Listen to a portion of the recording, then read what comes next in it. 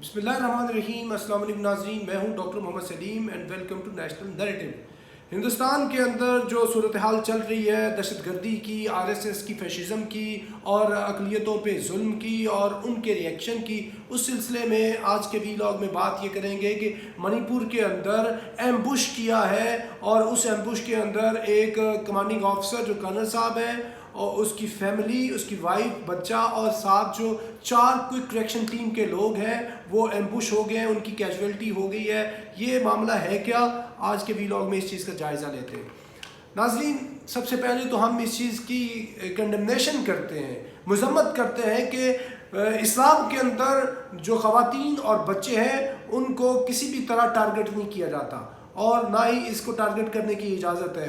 वो कर्नल साहब की बीवी और बच्चा, इसकी टारगेटिंग को हम कंडेम करते हैं, लेकिन उसके साथ ये जो एम्बुश किया है मणिपुर के अंदर, ये 4 क्विक रिएक्शन टीम के लोग थे इनके, और ये साउथ ऑफ मणिपुर के अंदर हुआ है ये वाक़या, जिसके अंदर जो इंडियन मीडिया है वो यही रिपोर्ट कर रहा है कि ये जो लोग हैं ये टेररिस्ट हैं और इस तरह के वाक़या 2015 के अंदर भी हुए थे जब 15 लोग जो है वो किल हुए थे इनकी एम्बुश से, और 2018 के अंदर भी 20 आर्मी के जो जवान थे वो इससे वो कत्ल हुए थे। तो मामला ये कि अभी 7 लोग जो इंडियन आर्मी के जिनकी ये कैजुअलिटी हुई है, ये कैजुअलिटी क्यों हुई है?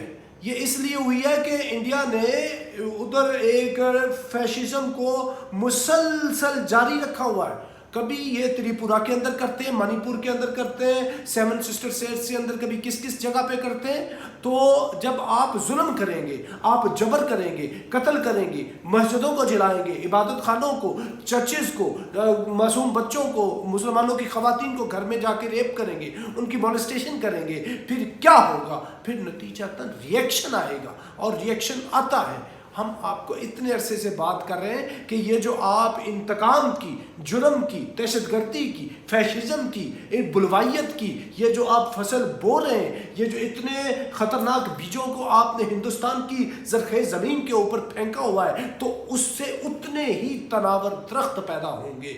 वो तनावर दरख्त क्या होंगे? वो इंतकाम के होंगे, वो बदले के होंगे, वो इंसाफ लेने के होंगे। वो इंसाफ किस तरह लेंगे? वो ज़बरदस्ती इंसाफ लेंगे। फिर जिसके ऊपर उनका जोर चढ़ेगा वो चढ़ाएंगे, वो एम्बुश भी करेंगे, वो रेड भी करेंगे, वो गुरिल्ला वॉरफेयर को भी बपा करेंगे, वो सब कुछ वो करेंगे जिसकी उनको समझ है, क्योंकि दुनिया के अंदर दस्तूर ही ये है। जब जब जिस जिस जगह के ऊपर जीनोसाइड हुआ है और छोटे लोगों पे जुल्म हुआ है, सितम हुआ है, तो वो बड़े मुल्क के खिलाफ उतनी शिद्दत और हिद्दत के साथ आगे बढ़े हैं। मणिपुर का ये जो अटैक है, इससे हिंदुस्तान की आंखें खुलनी चाहिए कि ये आखिरकार हमारी अफवाज के ऊपर क्यों अटैक हुआ है। और कर्नल साहब की ये जो किलिंग हुई है, ये जो कर्नल साहब की हत्या हुई है, ये क्यों हुई है? आखिरकार इसकी पीछे रीज़न तो जाके देखें। आप ये कह रहे हैं कि जी हिंदुस्तान के खिलाफ ऐलान जंग हो गया है, अभी अलमे बगावत बुलंद कर दो और आरएसएस के साथ जो इंडियन आर्मी है वो भी मैदान में कूद पड़े और पहला मिलिट्री फोर्सेस भी आ जाए।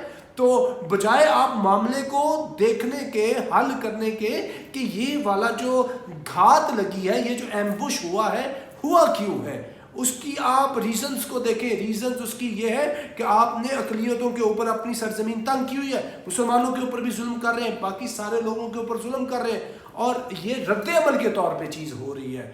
और रद्द अमल के तौर पे ये एक वाक़या नहीं है, ये फिर इस तरह के वाक़यात होते रहेंगे। पहले ये वाक़यात ओकेजनल होते थे, कुछ अर्से के बाद, सालों बाद होते थे, लेकिन अभी जितनी आपने आग को उधर गर्म किया हुआ है, इससे ये वाक़यात थमेंगे नहीं। हम नहीं चाहते हिंदुस्तान के अंदर आग लगे, हम नहीं चाहते दहशतगर्दी हो, इस तरह के मामलात हो।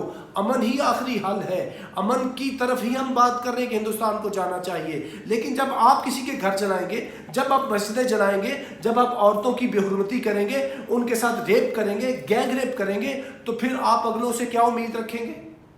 फिर जिधर उनका जोर चढ़ेगा वो भी चढ़ाएंगे। تو ہم نہیں چاہتے کہ ہندوستان کے اندر یہ زیادہ دہشت گردی پھیلے، یہ آگ اور خون کا کھیل جاری ہو، کیونکہ جب آگ لگتی ہے تو دوسرے گھر بھی پہنچتی ہے، دھواں آتا ہے. ہم نہیں چاہتے. ہم ہندوستان سے بار بار یہ بات کر رہے ہیں کہ یہ جو آپ اتنا بڑا ملک ہے، آپ کے ملک کے اوپر قبضہ کیا ہوا ہے ان RSS کے غنڈوں نے، یہ BJP کے بدماشوں نے، جو کہ میجورٹی جن کی کوئی 80% سے زیادہ کرمنل لوگ ہیں، جو لوک سبھا کے اندر بیٹھے ہیں، راجیہ سبھا کے اندر بیٹھے ہیں، جو آپ کے انڈیا کی جو BJP کی کیبنٹ ہے اس کے اندر بیٹھے ہو، یہ کرمنلز ہیں. وہ ان کے اوپر فوجداری کرمنل کیسز موجود ہیں. آپ اس سے ہندوستان کی جان چھڑائیں، یہ کوئی اچھی بات نہیں ہے. یہ کوئی بھی ایمبوشز ہو رہی ہیں، ریڈز ہو رہی ہیں، یہ غلط بات ہے.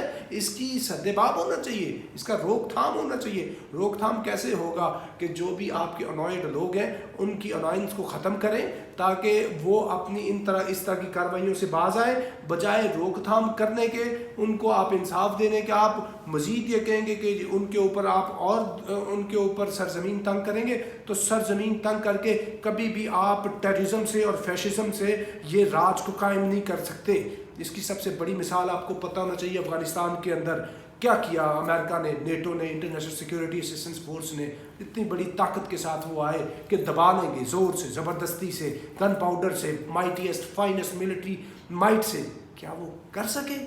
نہیں کر سکے. اینڈ کے اوپر اپنی کیجویلٹیز کروا کے اور اپنی یہ ساری کی ساری وہ جو عزت تھی، تکریم تھی، اس کو خاک میں ملا کے معافیا مانگ کر اور ادھر سے دم دبا کے بھاگ گئے تھے. تو ہم چاہتے ہیں کہ ہندوستان بھی ابھی سے اس کو سیریس لیول پہ لے اور جن کا جو حق بنتا ہے، منی پور کا، تریپورہ کا، آسام کے لوگوں کا، کشمیریوں کا، دلتوں کا، سکھوں کا، عیسائیوں کا، جو ان کے رائٹس بنتے ہیں ان کو دیں اور امن سے آگے بڑھیں. اگر آپ امن نہیں دیں گے تو امن نہیں ملے گا. اگر آپ آگ بانٹیں گے تو آگ ملے گی. اگر آپ لوگوں کا جینوسائیڈ کریں گے تو یہ جو منی پور کے اندر یہ جو 7 کیجویلٹیز ہوئی ہیں، اس طرح کی کیجویلٹیز رکیں گی نہیں، آگے بڑھیں گی.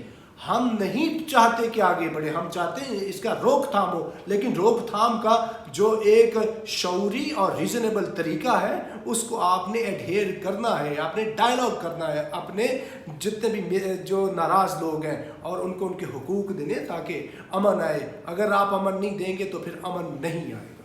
تو ناظرین، انڈیا کی صورتحال کے لیے اب تک کتنے، up to next time. Thank you very much. Pakistan زندہ باد.